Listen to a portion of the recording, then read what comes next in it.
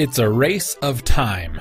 Kyle must save his fair maiden Erin before the evil clutches of Nosferatu can sway her fate forever. Dungeons and graveyards are only a few obstacles in his path, littered with traps and beasts of unspeakable nature. Join Kyle's journey into darkness to return his love before her soul is lost for eternity. 16 megs of dramatic action and adventure at its best, with 6 master stages, 14 sublevels, and countless hidden rooms. Nosferatu would challenge you with fun and adventure. Discover treasures and hidden secrets of every level. Fluid play control for speed and maneuvering. That's funny. Multiple hit combinations include reverse kicks, roundhouse kicks, spinning back fists, and many more. Awesome movie-like graphics, including more than 350 frames of character animation. Realistic arcade-style action. Battle creatures like werewolves, beholder eyes, stone golems, gargoyles, and Vlad the Impaler, Nosferatu himself. Superb soundtrack and quality sound effects. That's quite a... I think there was actually more about the features of the game than the game itself. This is Nosferatu from Seta, released in 1995. This is actually part of the final segment of the Super NES Player's Guide in the Future Games section, where we're going to look at, well, we looked at D-Force yesterday.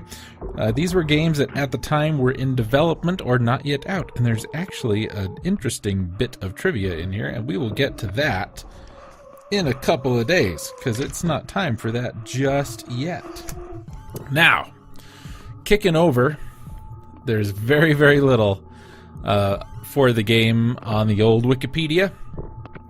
Reception. GamePro judged the game to be frustratingly difficult, but still worthwhile. They elaborated that the game is frustrating due to the sometimes slow character movements and lack of any password or save feature. Slow character movements. Going back to the other page. Where was it? Speed and maneuvering, says the game. Strong atmosphere and slow-paced strategic approach are its strong points. Most of the 4 reviewers of Electronic Gaming Monthly found the graphics and sound to be impressive, but they all complained of frustrations resulting from poor responsiveness in the controls. They also said that the game was something of a disappointment in light of how long it had spent in development. It was announced before the Super Nintendo's launch and heavily hyped.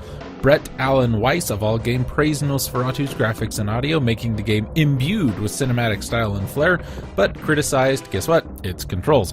Weiss also derided the game's combat, which he considered redundant and largely unexciting. Game Informer magazine gave it a 6.7 out of 10. All Game gave it 3 out of 5. Now, this game looks good. I will not argue that it does not look good. I don't really care for Prince of Persia kind of style games, and this is very much that. And the controls are absolutely horrible. On the third room, you've seen it by now. I've got to slide, I think you've seen it by now.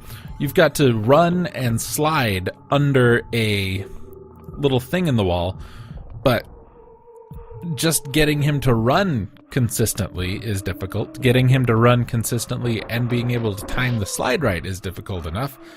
And, yeah, I don't know. This is not a game for me, which is too bad. I also I don't appreciate that they called it Nosferatu, and it's not like the Count Orlok story. It's just Dracula. And I know they're supposed to be similar. No, right. But Dracula and Nosferatu, very, very different.